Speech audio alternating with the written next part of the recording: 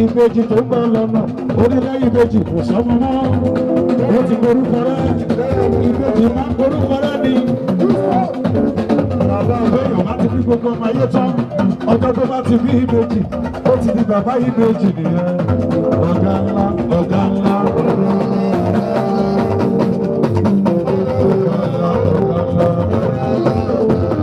Ọ̀gá tiwa ẹgbẹ́ tiwa.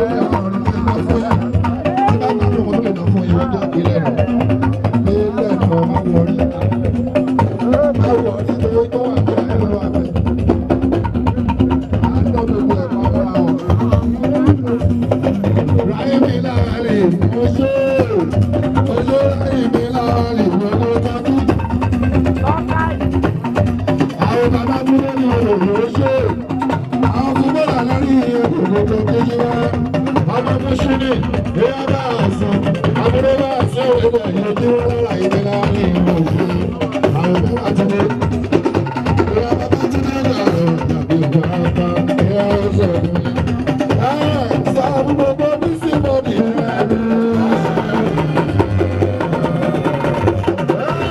àti ìrọ̀lẹ́ ọdún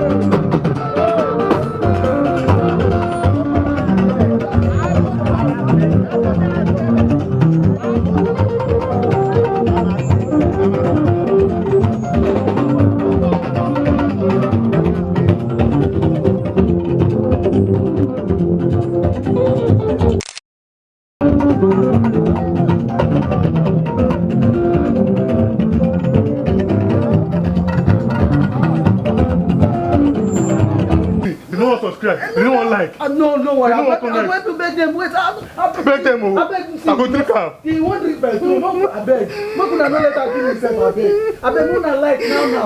I beg. Tell them when pieces board.com for entertainment. Nigeria entertainment.